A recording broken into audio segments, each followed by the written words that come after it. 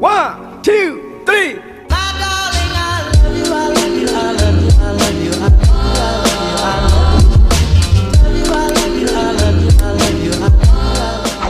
Assalamualaikum warahmatullahi wabarakatuh. Halo teman-teman, perkenalkan saya Mas Daryana Putri Aslam. Saya mahasiswi dari IAIN Palangkaraya dengan nomor induk mahasiswa 201411010151. Video ini saya buat untuk memenuhi tugas ujian akhir semester dari Bapak Surawa MSI dalam mata kuliah Sejarah Peradaban Islam. Di video ini saya akan menjelaskan tentang sejarah, perkembangan, dan kontribusi Islam di negara Korea Utara. Sebelum masuk ke video ini, kalian disarankan untuk like, comment, and subscribe video ini, dan jangan lupa share ke teman-teman kalian supaya ilmu teman-teman kalian dan kalian pun bertambah. Oke? Let's go! Untuk menelusuri hubungan Korea dengan Muslim dapat kita lihat pada abad ke-9 atau pada awal abad ke-7, di mana pada abad tersebut merupakan awal mula di mana terjadinya kontak pertama kali Muslim dengan Korea. Ketika pedagang Arab dan Persia datang ke kerajaan Silla melalui kerajaan Tang di Tiongkok. Ketika abad tersebut banyak pedagang dan wisatawan datang baik dari darat maupun dari laut, yang mana mereka tiba dari daerah-daerah seperti Persia dan wilayah Islam lainnya, yang terutama adalah berkaitan dengan perdagangan sekaligus menyebarkan agama Islam. Bahkan beberapa dari mereka memutuskan untuk menetap di semenanjung Korea untuk menjadi tentara dan pejabat pemerintahan. Walaupun tidak ada sumber pasti di negeri Ginseng, khususnya dari dinasti Silla yang mengarah pada ajaran Islam dan umat Islam, tetapi ada beberapa referensi di Korea yang menjadi bukti, seperti ditemukannya geografi dunia awal oleh para sarjana Muslim. Misalnya Ibnu Hurdabi yang membuat Jalan dan Kerajaan Korea yang diterbitkan pada pertengahan abad ke-9. Yang pertama, zaman Goryeo pada tahun 918 sampai 1392. Tiga kerajaan Korea, Silla, Hubakje, dan Hugo Goryeo bersatu. Dan Raja Taejong mendirikan dinasti Goryeo, di mana kehadiran Muslim ke Korea baru mencapai peningkatan pesat. Dan pada abad ke-11, para pedagang Arab berlayar ke pelabuhan Korea. Dan beberapa kesempatan tersebut mereka terlibat dalam perdagangan bahan-bahan langka yang dibutuhkan untuk resep obat Tiongkok. Sebagai imbalannya, Raja Taejong bersedia dengan memberikan emas dan kain. Yang kedua, dinasti Mongol Yuan pada tahun 1279 sampai 1368. Ketika dinasti Mongol Yuan mengambil alih kerajaan Tiongkok dan seluruh wilayah Tiongkok, saat itu kawasan Eurasia dibuka. Akibatnya, umat Islam mulai melakukan perjalanan darat dan bukan mengandalkan perjalanan laut lagi seperti biasanya.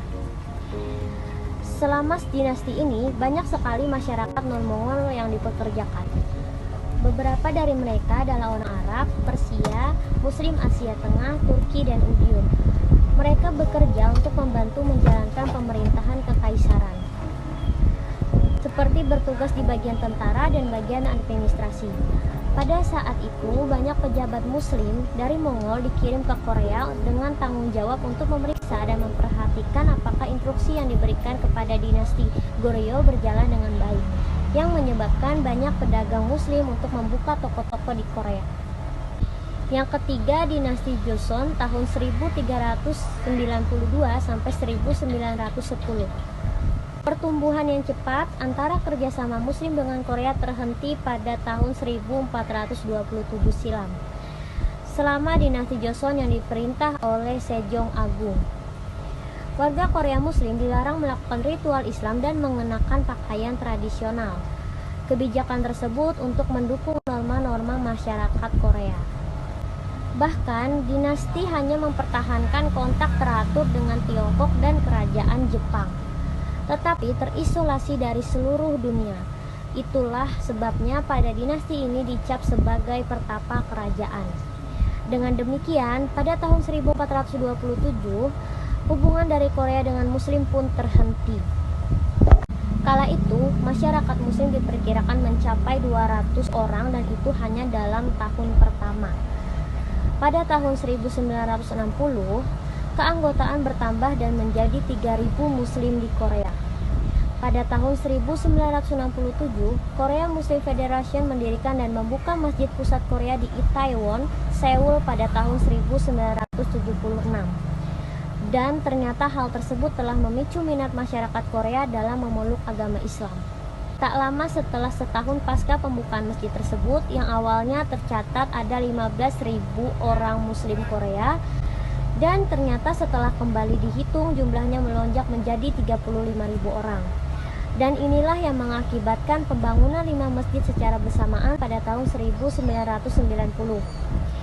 Hingga saat ini tercatat ada sekitar 150.000 Muslim di Korea, yang mana diperkirakan 50.000 adalah penduduk asli yang lahir di Korea dan sekitar 100.000 pekerja imigran, mahasiswa dan pengusaha dari Pakistan, Bangladesh, dan Indonesia. Hampir di seluruh Korea, Anda dapat menemukan pilihan yang mengutamakan halal di banyak restoran dan toko. Adapun daerah yang paling populer untuk warga negara asing atau WNA, khususnya Muslim, yaitu di Itaewon, Seoul. Bahkan di sana ada jalan Muslim, yang mana banyak sekali Muslim dan wisatawan berada di sana hingga terkadang menyebabkan antrian panjang. Nah, itulah tadi sejarah masuknya Islam ke Korea. Sekarang kita lihat yuk bagaimana sih kehidupan Muslim yang ada di Korea Utara. Yuk lanjut ke pembahasannya.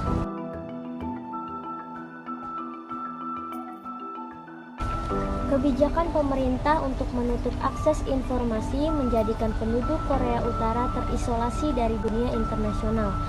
Begitu juga sebaliknya. Karena tidak banyak yang mengetahui bagaimana kehidupan masyarakat Korea di sana, tidak mengherankan jika dunia luar beranggapan otoritas Korea Utara memperlakukan rakyatnya secara kejam dan brutal. Benturan agama secara fisik ataupun mental tidak pernah terjadi di Korea Utara.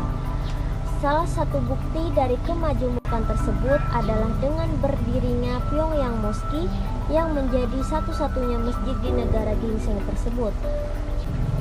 Pyongyang Mosque ternyata didirikan atau dibangun oleh Kedutaan Besar Iran. Jadi masjid tersebut menjadi pusat agama Islam di Korea Utara. Kemudian, kegiatan ibadah ternyata dilegalkan sehingga tidak sedikit turis mancanegara yang menjalankan ibadah di Pyongyang Mosque. Salah satu lembaga yang aktif dalam menjalankan Hari Besar Islam adalah Kedutaan Besar Republik Indonesia, baik itu Nuzulul Quran hingga Idul Fitri. Jumlah penduduk Islam di Korea Utara memang sangat sedikit, bahkan tidak lebih dari angka 1%. Islam masuk ke dalam Korea Utara karena dibawa oleh kedutaan besar negara lain dan para diplomatik. Korea Utara memang tidak menakutkan seperti bayangan banyak kalangan. Kota Pyongyang sangatlah damai, tidak nampak kesuraman di kota tersebut. Bahkan kota tersebut dinilai sangat bersih dan dipenuhi gemerlap lampu kota.